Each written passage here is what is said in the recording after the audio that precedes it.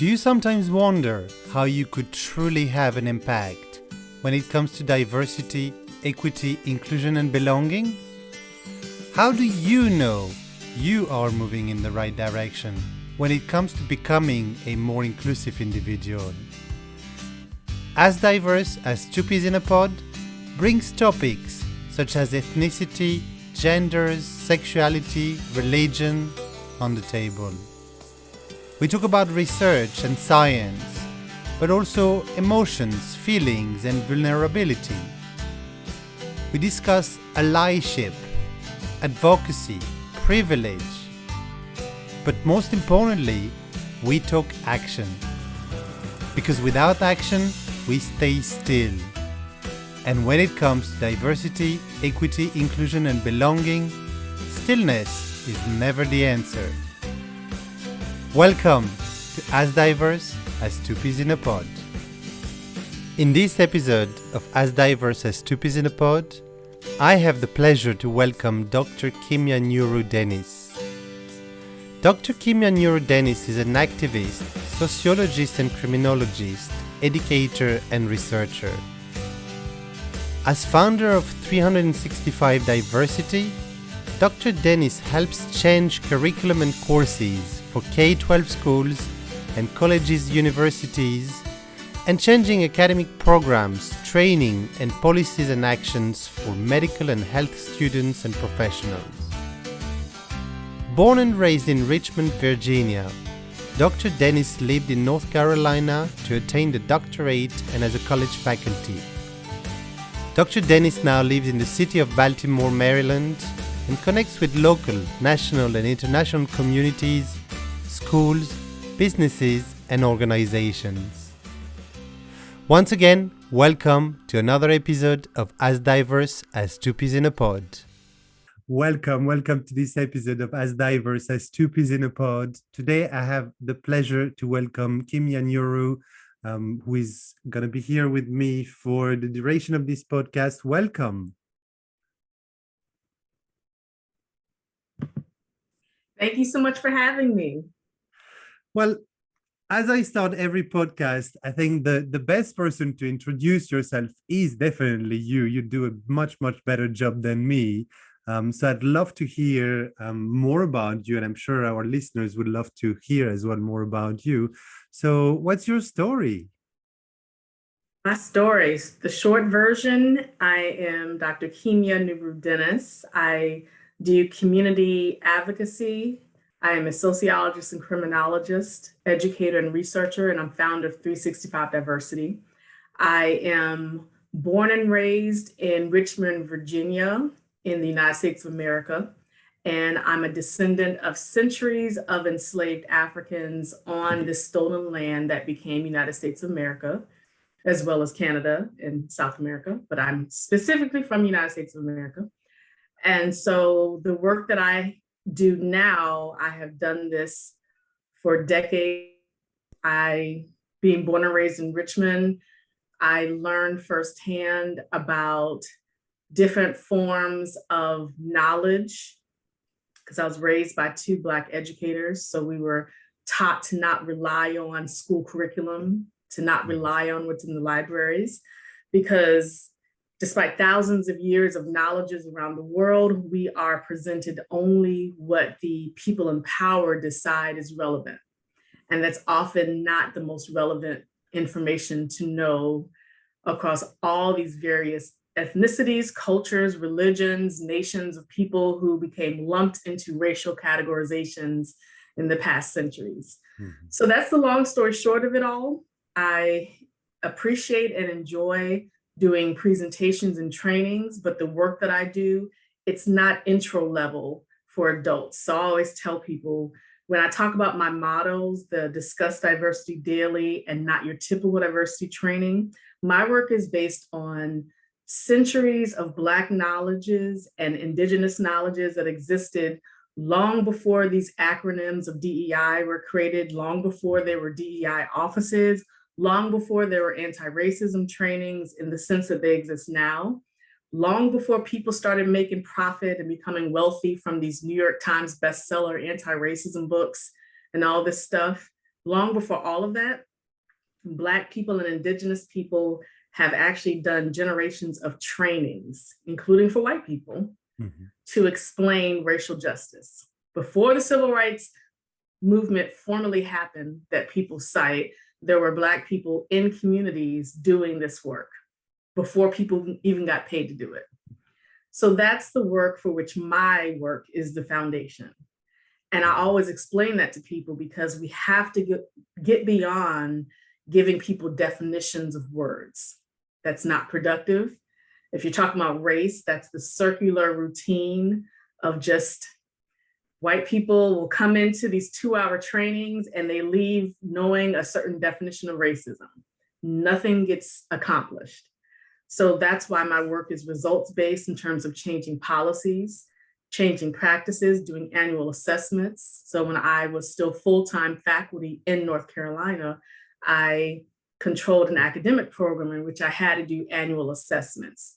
So I tell people there are ways to make sure there are outcomes, but you have to also be ready to lose some friendships, make some people angry, because equity is never, you're never going to have the same people in your life if you're really doing equity work. So that's just the long story short of introducing myself. It's real equity work contributing to my lifetime, to what I can do. But I always want people to know that inequities, injustices, disparities will exist as long as humans exist. So never pretend you're going to just remove all this stuff in your lifetime. You do your part and you leave something for every generation to contribute to. So that's what I do. Thank you. Thank you so much for sharing that. Thank you. And I definitely want to dive in and dig in more into the work you're doing. But before I do that, you mentioned about your parents being both Black educators.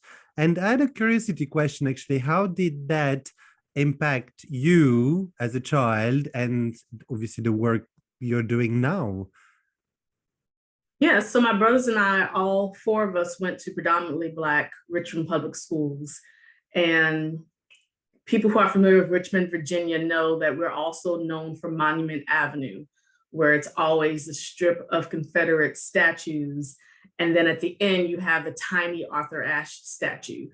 Arthur Ashe being the Richmond native who is one of the most famous tennis players, including Black tennis players. And so having Black educators as parents was important because they decided to keep us in these schools because they always explain that Black parents can't criticize and then take our children out to private schools and so forth. Because the real change happens when these schools know you're not just going to disappear. And the changes happen also when you teach your children and your communities how to file complaints as well. So I always tell Black people in particular, if we're talking about the problems with the history we're taught, if we're talking about the problems with the forms of sciences and mathematics, because contrary to what people pretend, there's no such thing as race neutral mathematics, sciences, arts, literature, same thing, we're talking about gender. It all represents the demographics of people who are in the books, who are the teachers. So my parents just always said, don't just sit in there silent and compliant. If you know that you're being taught narrow focus, then say something. So like, we're Black children in predominantly Black Richmond public schools, and we're taught prologue of Canterbury Tales. To this day, I'm 44 years old. I still know the prologue to Canterbury Tales from middle school. Wander opera with the shura sutta, the drought of March has pierced into the ruta, and bathed every vineyard and sweet liqueur, rich virtue and is the floor. That's actually a bad thing because we were not taught about Black poets. We were not taught about Indigenous poets, and the list goes on. But we were taught about European white poets. And that was considered classical, despite years of poetry and spoken word around the world, right? So that's an example of what our parents taught us, to challenge that. And yes, we will be considered the unruly, bad Black children. we will get in trouble, because what they're accustomed to is, when we talk about the 5 centuries of design of racial creation, the idea was that Black people in particular are supposed to be compliant, complacent, silent, obedient. And when we say something, we're the ones who are the problem. Mm-hmm. So that's just one thing that our parents taught us, is to challenge what we're being taught, to challenge why this is the groundwork of what we're being told. And the only time we're taught about Black people was when it's time to talk about slavery, civil rights era, Rosa Parks, Dr. Martin Luther King Jr. Mm-hmm. Like, why are we stuck there despite thousands of years of African knowledges, sciences, mathematics, indigenous work, and all that? Why are we stuck in this oppressive context? And our parents also required us to read, watch Tony Brown's journal. Anyone who's interested in one of my favorite journalists, Tony Brown, you can go to his website and purchase his old episodes. He used to have a PBS, the public broadcast station show. He used to have a show back in the 70s and 80s. And so that's just an example of what my parents taught. They taught us that knowledge is oftentimes hidden, it's misrepresented, but schools, for example, have no reason to stop that. That includes colleges and universities. They have no reason to stop that if you're going to sit there and memorize and regurgitate regardless. Mm-hmm. Like, saying no is not enough if you're still going to comply regardless. So that's what I do now when I change school curriculum for K through 12 in colleges and universities. When people say, well, we're going to incorporate, for example, indigenous knowledge, I now say, well, who's publishing this? Who wrote it? Like, you can't say you're presenting Blackfoot indigenous collectives, but it's mostly white people who wrote the materials. Yes. It has to be from the people themselves. So this is just examples of what I learned from my parents. And I think that's an amazing thing to hear, because I think this is when I think about myself as a parent as well, is I ask myself these questions as well. How do I make sure that my children are having a vision of the world that is not just a narrow vision? And we're talking about race here, but we can talk about probably any other topic around the world. I mean, you and I have discussed about it when we connected first, about the fact that me being in Romania, obviously there are very different challenges.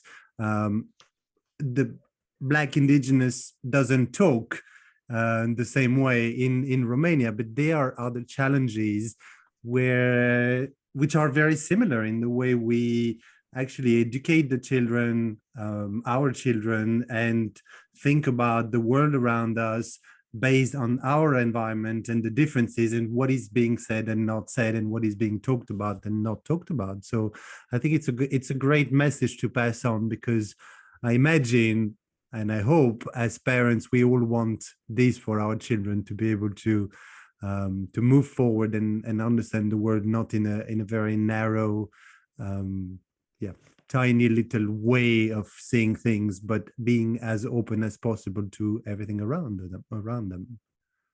Well, most parents do not want that. That's the fact that we have to admit about people around the world. Most parents are absolutely fine with their children only knowing the narrow scope.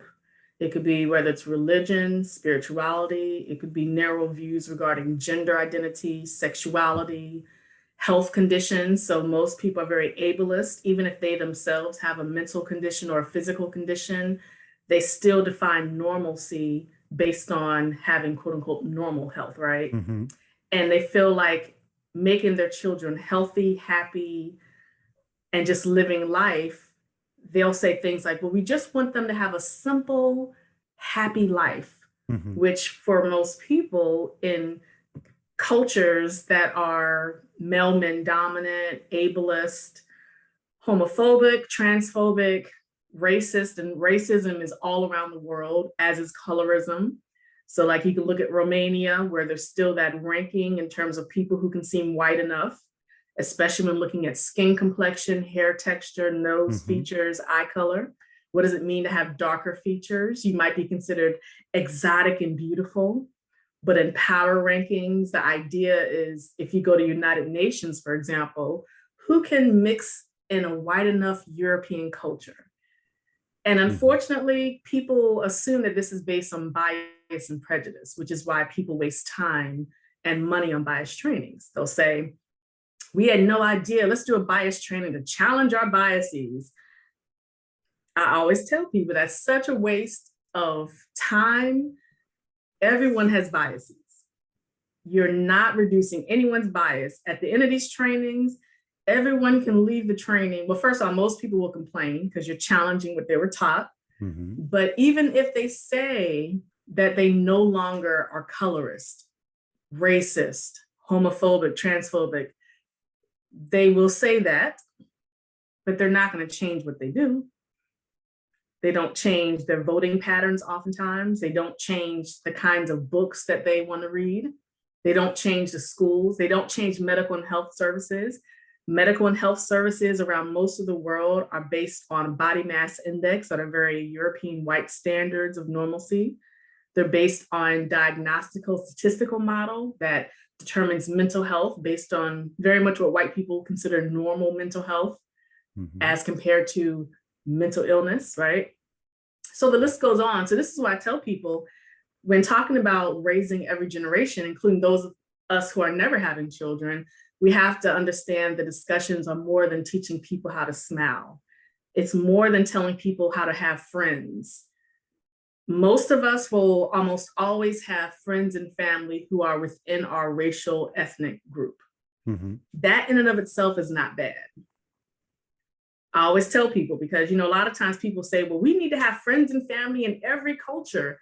But here's the thing. If your friends are indigenous, but you still go to work and you make sure that you don't use indigenous authors to teach students, it's still the same inequity. So that's why when we talk about inequities, we're not talking about smiles, balloons, and hugging people. It's literally, how are you using your power? Because hugging somebody at home and telling them you love them does not translate to changing the medical and health system, changing the economic system, changing everything that harms people. You're not changing that. Instead, you're just hugging your friend. And I tell people every day, I really do not want to hear about your friends and family's demographics. I don't want to hear about you having a best friend who is transgender if you work for a medical facility and you all do not know how to reach transgender people for medical services. In other words, you're willing to murder people at work, but hug your friend at home. So that's why there has to be clear distinctions in how people use their power and decision-making ability. So I was going to ask you actually, because that's a very interesting way to put it. When you're saying, I don't want to hear you say this, and that, which it's completely fair. What would you want to hear then? What does change mean in your eyes, as in a real change, I should say? Yeah, so real change is one thing that I always do is I tell people, let's break down your demographic and cultural identities and experiences. Race, which includes around the world, despite people pretending that race only happened in the United States of America, literally the white people who created racial categorizations, and that's back when it was Caucasoid, Negroid, Mongoloid, which is offensive. Those were Europeans. They were not even on the Western Hemisphere yet, right? So race, ethnicity, language, religion, spirituality, nation of origin, body type, these are all examples of demographic and cultural identities. So one thing I always do is I tell people, write down your demographic and cultural identities. A lot of people will say, oh, I've never thought about that. Well, that's an example of power, right? Because if you have a power majority identity, such as whiteness, such as Christians in certain nations, right? The religious power is Christianity in certain nations, and other nations it's Islam, right? If you have a power majority identity, you oftentimes don't think about your identity because people are really not calling it out because you are kind of surpassing other things unless you have a reason to talk about your own identity. Mm-hmm. So I always tell people, highlight that. And then let's discuss what you do to address power. What are some ways that you try to change that? It doesn't mean that you have to be apologetic. I always tell men, for example, if we're talking about gender, cisgender people and men, we don't want you walking around apologizing. That's very annoying. Like apologetic whiteness is annoying because it's also a disguise and a distraction. It's a distraction to walk up to someone and say, I apologize for being white. Because then what we're supposed to do is we're supposed to hug you and comfort you. Mm-hmm. Meanwhile, nothing is changing, right? So now the attention is on you, and that's supposed to be the end of the movie. The same thing happens when we're talking about gender, cisgender people and men who oftentimes say, I am so sorry to what men have done regarding domestic violence. Politicians, we're just sorry. And women are supposed to, in particular, say, you know what? Thank you. The end. Mm-hmm. Nothing has changed. So this is where I tell people if you're at a meeting, training, or just in your everyday life, and you feel uncomfortable because you feel like people are talking about injustices, and you're like, well, wait a second, I'm white. Why are you talking about me? You got to ask yourself, why are you offended? You know, what is it that's offending you when you are the particular power majority? Mm-hmm. Like literally, when we talk about crimes and violence, the power majorities are the least likely to be victimized. So being offended does not mean that you're at harm, right? Crying because you're offended does not mean that you're more likely to be physically harmed or harmed when you're in school or any place else. Mm-hmm. So this is why I want people, if they're in a space, instead of being quick to defend themselves and quick to try to start an argument, which is very common, instead of doing that, just stop yourself. You know, those of us who've done this work, even if you're a student, it's very common for students with minoritized identities, and we could talk about race specifically, it's very common for Indigenous students, Black students, Asian students, non-white Hispanic, non-white Latinx, Latin A, Latin O students to be in classrooms. And the moment race is discussed, the white students and sometimes the white faculty get uncomfortable. Mm-hmm. And they try to force the conversation. There have been times where these white students or white faculty have stormed out the room. And everyone else is kind of like, were you really mad? Like, why were you mad?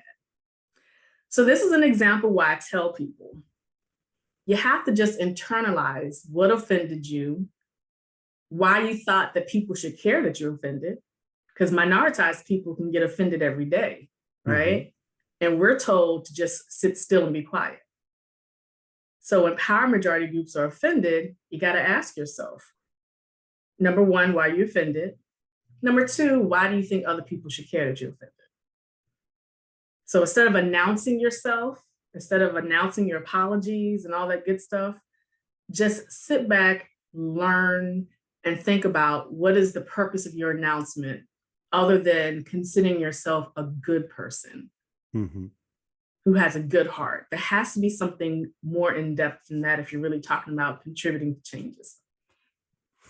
And you mentioned as well about the kind of reflecting about what can I do kind of to change the power structure, the power I have, or to impact the power around me as an individual from maybe a majority group.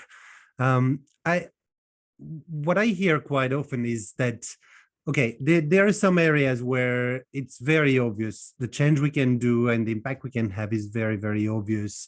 There are things that I was going to say are quite simple. They're never simple, but they're simple to see.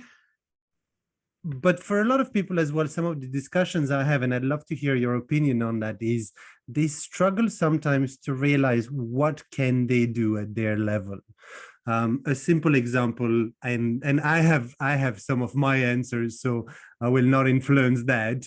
But from where I stand, as I mentioned before, if I hear about indigenous people, obviously this is not something maybe I have a huge impact on from where I stand in terms of location, because I cannot have an impact on the close people around me. If I talk about maybe a religion, which again is maybe there's not as much of an impact I can have, possibly maybe because of the knowledge I have.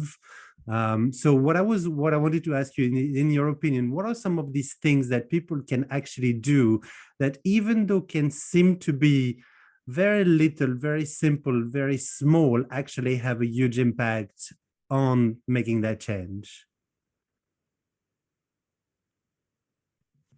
Yeah, so one thing I tell people, and again, we're talking to adults, right? I always Mm-hmm. make sure I don't teach and train adults like I would K through 12 age people, people who are under the age of 18. Mm-hmm. Because we also want to realize that adults will pretend they know it all for other things. It's only when it comes to power that people suddenly are clueless, mysterious, right? Mm-hmm. And so this is where I always say, okay, you want to know how to make change. Now ask yourself, what is it? Is there anything happening in your life that you know you can change? And if the answer is no, that's another issue altogether, right? Most adults have something where they know they can change, whether it's pertaining to their health and going to the doctor, changing how they eat, exercise. It could be issues with their family and spending quality time with their family. They know how to change that. It could be where they live. So when we're talking about environmental issues, like we talk about environmental racism, we talk about environmental classism, issues with the city design in every city around the world, where the decision makers design the city, and you can find exactly where most of the pollution is located. Every city around the world has some place where there's dirty water, right? Mm-hmm. And that's mostly the impoverished people. Why is that mostly the impoverished people? Because the people with money know that the politicians are not there to help them really, unless they speak out in protest and outrage, right? Mm-hmm. So this is where I tell people, you know how to speak out when it's something you want. Like white people in the United States of America, for example, will say, well, what do we do? And I'll say, that's interesting, because when your recycling bin was not picked up, what did you do? They called the city, and they did not have to ask me what number to use, Mm-hmm. right? I live in Baltimore City, Maryland now. When white people are outraged because the biking lane where people use their bikes, when they get mad because people drive their cars in the bikers lane, these white people know how to call the city council member who represents their part of the city. Mm-hmm. And they never have to ask me, who do I call? Right? So this is where I tell people, you know who to contact, and you know how to find their information when it's something that really irks you and you feel like you have the power to have the say so. Because you're white and you have money. You're not part of the impoverished groups that are most ignored, who are mostly Black people who are impoverished, who are most often ignored. Just like they know the voting pattern, right? They say, Mm-hmm. we vote. If you don't do what we want you to do, we're not going to vote for you. They know that that will get the politicians' attention, especially for white people with money. Mm-hmm. So this is why I always tell people, you have to really understand why there are certain things that get the most attention from you, and you never have to ask people what to do. These white people never go to meetings and say, who do I call? Because the trash collectors have not picked up. They know where to go. So this is why I throw this back at people, because it is easy for us to give people a to-do list. Like it's easy for us to give cisgender people, men, heterosexuals, white people, able health people, religious majority people a to-do list. And guess what most of these people will do? Nothing on the to-do list. And I think the problem here comes from the fact that it needs inherently to talk to your deepest values for you to be able to actually do something about it. So maybe the next question I want to ask is, how do we make that happen? Because I think we can see out there, for some people it's very, very natural.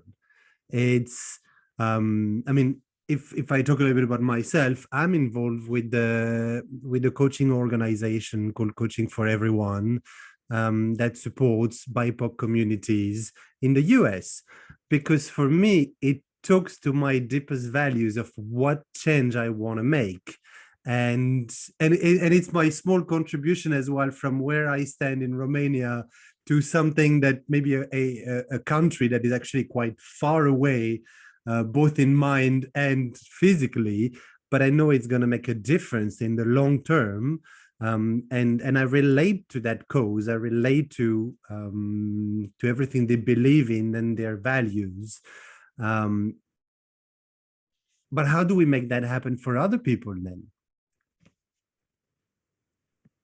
Yeah, I mean, so most people are not going to do anything.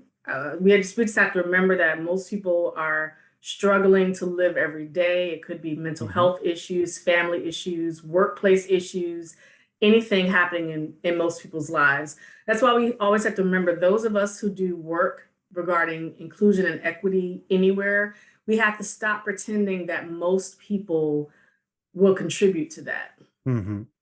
Even if people want changes to happen, most people will not contribute to the change. And as you know, for every organization, no matter how big the organization, is usually a few people doing the work. Yep. Right? So if you think about that happening with organizations, that's how it is for entire cultures and entire societies, even entire families, where families will say, we want to plan this holiday vacation, and guess who gets in charge? Usually one person, even if there was a group of them that said they'd do it. So we have to be honest about that for people in general, and being honest about that sometimes offends people because they really want to believe this novel that most people are good people and they want to do some stuff. Well, most people define being a good person as minding their own business. And the more you preach about other stuff, people are like, look, I'm just minding my own business. And so this is just where we have to let people know. So just like the wonderful organization that you are helping, there are many organizations around the world, but I also tell people, if you want to support an organization that is in the same nation you're located or somewhere around the world in another nation, then do an internet search to see if there's a local organization. Because what tends to happen, of course, yesterday was Giving Tuesday in parts of the world, especially Western Hemisphere parts of the world, did a lot of emails. I tell people to give to the local places that are struggling for money the most. So there are particularly nonprofits and some small businesses as well, but especially nonprofits that they end up competing against the wealthy nonprofits. And people tend to keep giving to the same wealthy places that really don't need your money on Giving Tuesday. So this is why I also tell people, if you're not able to physically be out there doing community outreach, volunteering your time, then try to find a way to do a donation, maybe monthly, maybe every year, but focus on the places that are not well known, places that are not always celebrated on the media. And a lot of times when things are celebrated on the media, these are very European white forms of celebration. It's just like when we talk about a bestseller book. Like, why is this the bestseller book? We have thousands of years of books, all right? We have books published every day. Which ones get determined to be the good books that you should read? So that's why I tell people, you have bookstores that are selling these unknown books that are the same facts, same knowledge, same literatures, but you never heard of them because the mainstream outlets have not celebrated them for whatever reason. That tends to be with demographic power identities differing there, right? So this is where I tell people, if you want to support organizations, you might have seen them on a commercial. Now find out the organizations locally that are the most silenced organizations. They're the organizations that need your time, they need your money the most. Mm-hmm. They are silenced the most because they don't have celebrities or politicians or anything else that makes them celebrated. And so this is why I also tell people, if you don't have time or you just don't know how to help quite yet, contact local groups and say, I'm really interested in contributing however possible, even if I can start off with a little bit of money, attending your events, helping advertise your events, please let me contribute. Now, for people who are part of the power majority, so like, let's say men want to contribute to a women's group, or cisgender people want to contribute to a gender non-identifying or gender non-conforming group, then this is where you make sure you don't come in as the rescuer. Mm-hmm. Because that's very common, right? Where people say, I've arrived, that means the world's really going to change now, right? Instead, you come in and you say, look, I am part of the power majority, cisgender, white, whatever the case may be, and I want to do my part to dismantle my own power and to contribute however possible. You come in, you defer to what the minoritized group requests from you. You mm-hmm. don't come in as the expert and the rescuer, which unfortunately is so common around the world. Same thing, we talk about religious missionaries and schools that do study abroad programs. They pretend to be helping, but it's all that notion of rescuing people. Mm-hmm. But I always tell people, you're part of the demographic that stole this information in the first place over 5 centuries. So you're not rescuing anyone. Instead, you're like returning the artifacts. It's like the museums in Europe that have stolen from the continent of Africa and Asia. When you give back, we don't have to send you a thank you note, like you literally stole it, right? So that's the same thing people have to think about if they want to give to local, national, and international organizations. You're not the savior, you're not the rescuer. You're coming in and saying, I defer to whatever you all think that I can contribute, but let me start off by sending you this. Mm-hmm. And you might not get an immediate response. That's another thing about power dynamics. The power majorities tend to assume that they are the rescuers, therefore they should get the response, right? And over the years, I've particularly had white people contact me and they've been very outraged. And they'll say things like, well, I was trying to help Black people, but since you are so mean to white people, I have stopped. They thought I was going to respond by saying, I'm sorry, please don't stop, right? Mm-hmm. Instead, I say, well, okay. I mean, it's like slave abolitionists who are white. If you were to say, I'm going to stop rescuing these enslaved Africans because you have not thanked me enough, then you weren't sincere in the first place. Mm-hmm. So I just tell people the outcome, you have to be prepared for any kind of outcome. You have to challenge your tendency to expect to be worshiped and thanked for everything. Instead, understand that these are groups that are underrepresented, underserved, minoritized, and they don't have to thank you. This is 100% not for your ego. It really is to contribute your part within your lifetime to addressing the inequities that you benefit from. Even if you don't directly benefit yourself because you're not sending a request form to benefit, it's something that's automatic because that's how people view people.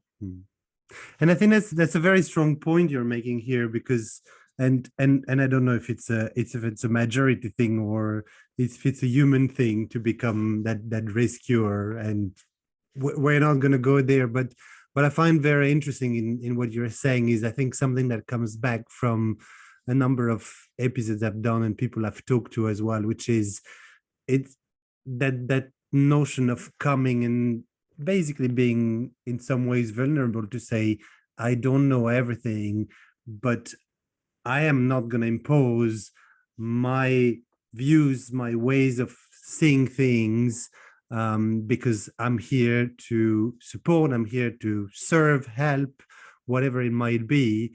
But I'm not the one in that case that has the knowledge. So I need to be here in a very altruistic way somehow. And taking in information and listening, I think that's what another thing that comes back quite often as well. And I've discussed with many people that concept of just sit down and listen. Because if you start being the one sharing your experience, then for sure it's probably not going to be the right experience because you haven't lived that experience that the people you're trying to support and help have lived. So your experience actually is very irrelevant in that case. And I think it's a very strong point you're making here, that that concept of how do you how do you create that support and that help without being that that hero that no one has asked for ultimately. Yeah, I mean, people are not asking for heroes. They're more so not even asking for, but demanding a removal of the inequities in the first place. And so for some of these identities, these inequities have existed for thousands of years, like when we're talking about genders and sexualities. And for other inequities, they've existed for about 5 centuries, if you're specifically addressing since the creation of racial categories that lumped all these different cultures of people and ethnicities for thousands of years into this narrow thing used for census data and research and all that, and financial reports and all that stuff. And so this is also where we just have to understand how to change our language every day. And I always have to explain this to people who consider themselves liberals, progressives, anti-fascists, socialists, whatever the case may be. They'll say things like powerful nation or first world, second world, third world, and they're using these world rankings. And I say, don't use those world rankings, because although Mao introduced some world rankings in the sense of addressing poverty and injustices, it was not to say that this is the most powerful place. Instead, it was to understand how these inequities came into existence in the first place. Because initially when they said like third world, it was because these are the poor nations and here's why. And then when the European white man came in, he created those rankings as it pertains to power, like first world.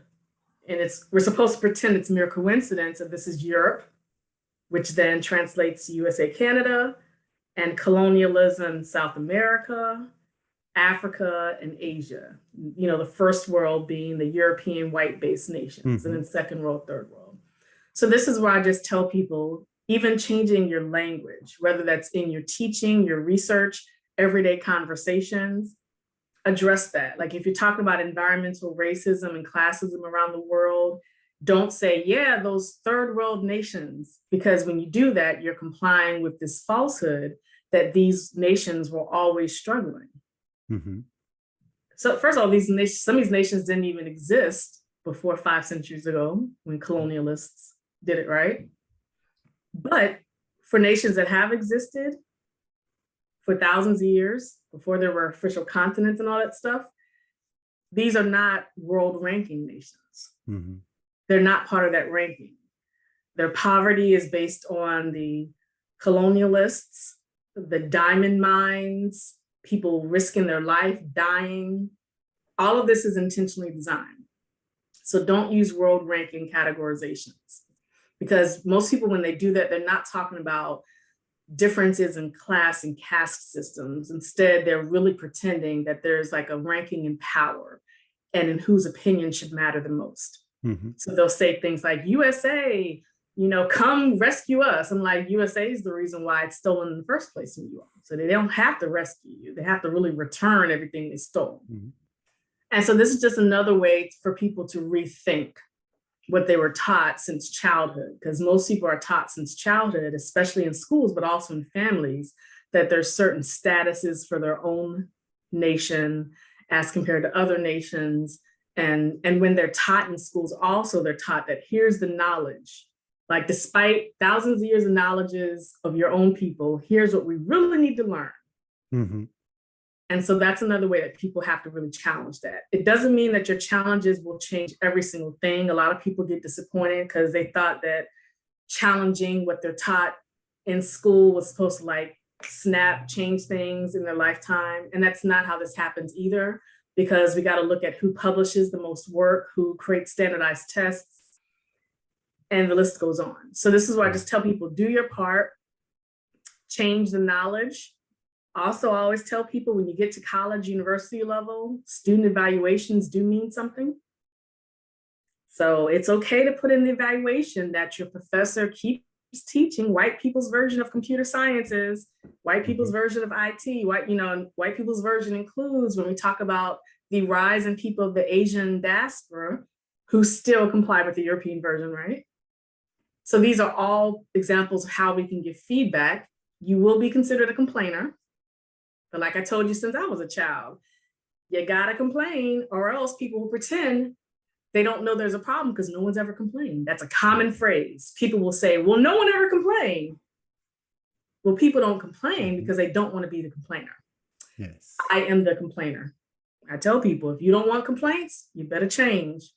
When you don't change, I'm going to assume that's a personal invite to complain. Well, and I'm glad you are. So thanks for being the complainer.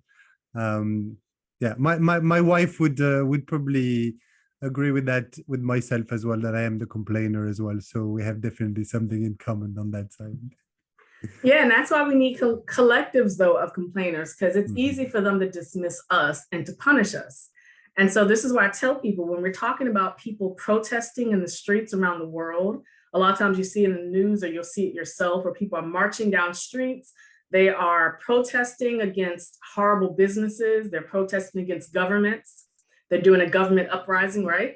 That's important. But we also have to understand protest takes every different form. It takes protesting in classrooms. It takes protesting when you're on board of directors. It takes protesting when you're at work. It takes protesting if you're a medical or health professional.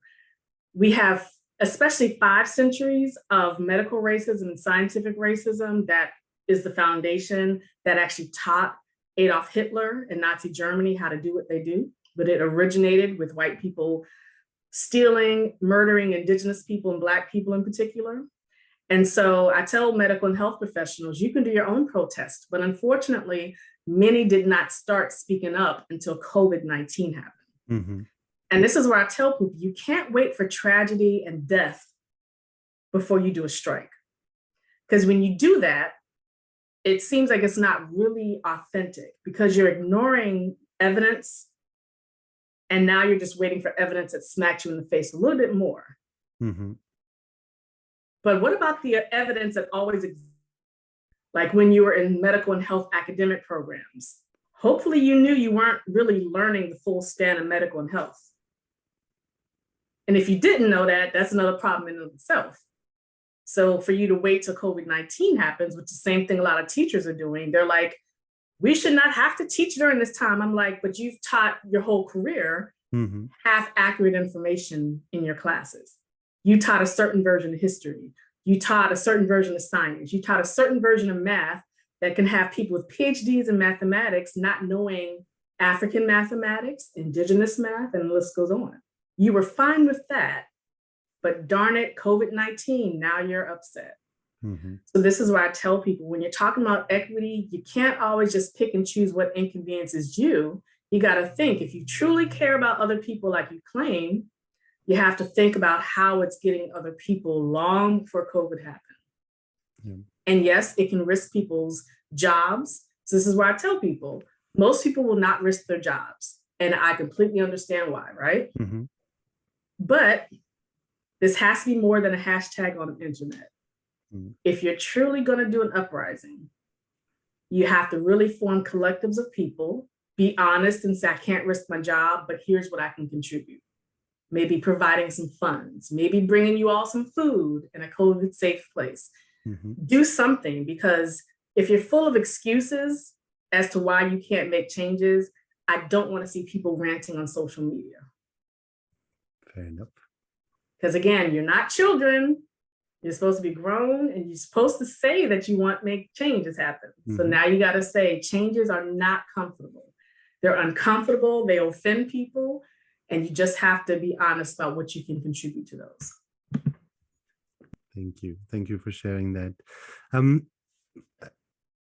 We're coming close to an end of our podcast, but I do have a question that I wanted to ask you from the beginning, actually, going back a little bit to the work you're doing in schools, but also with organizations, which is, how do you measure whether change is happening?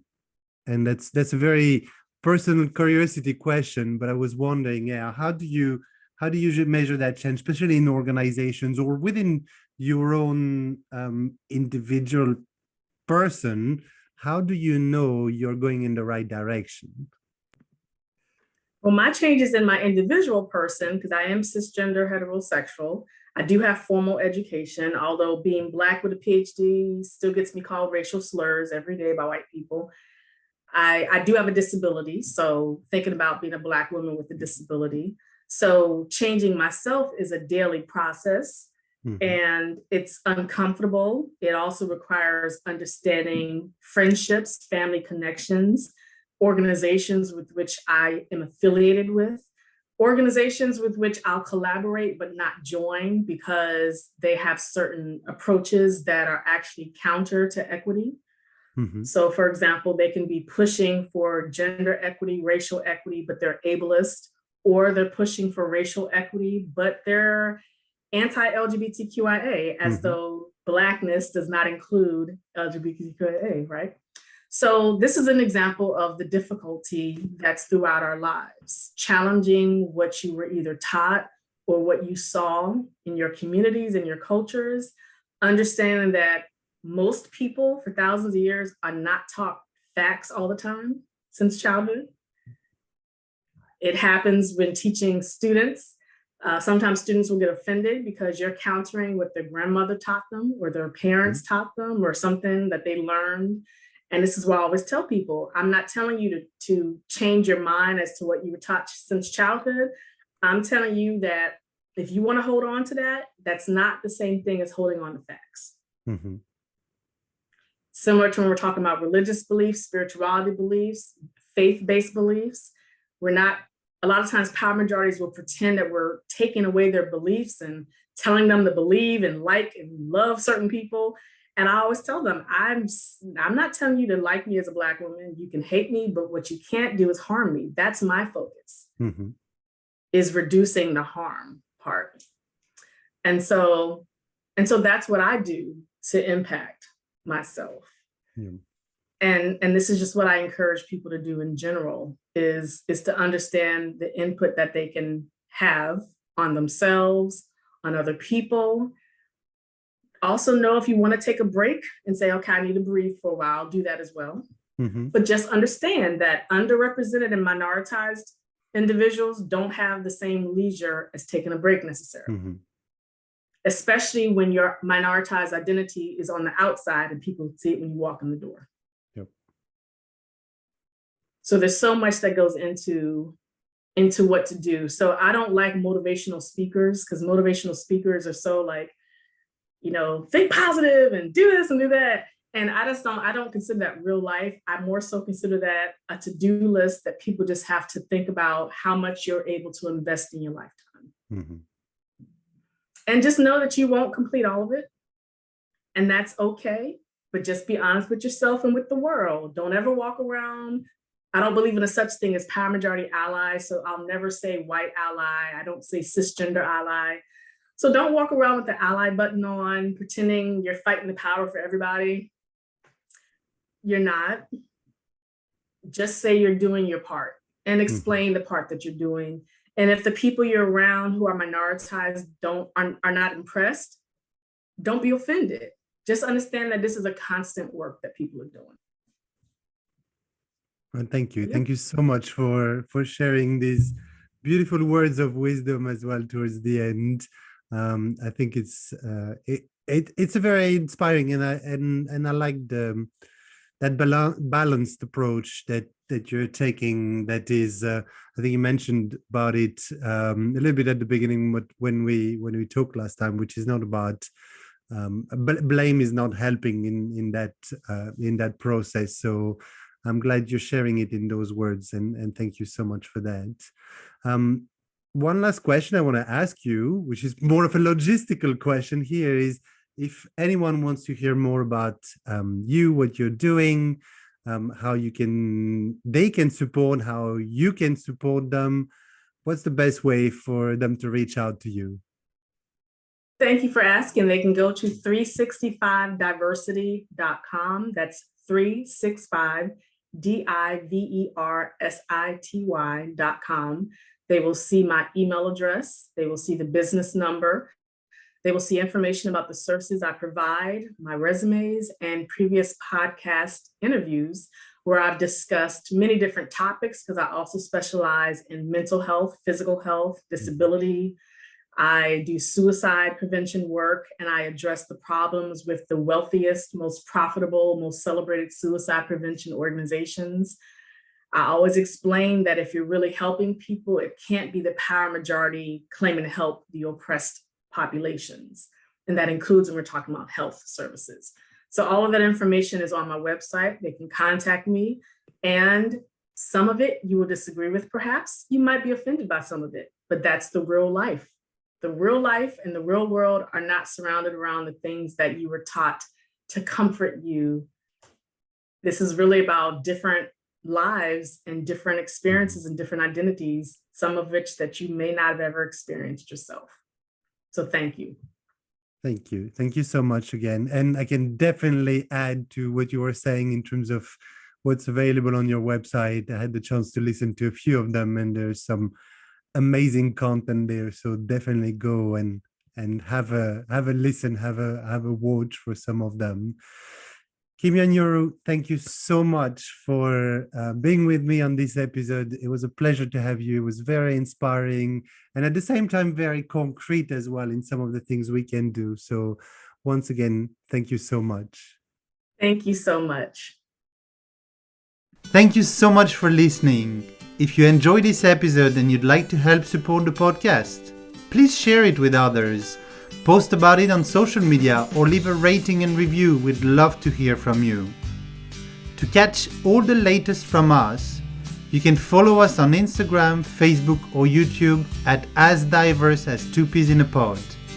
Thanks again, and I'll see you next time.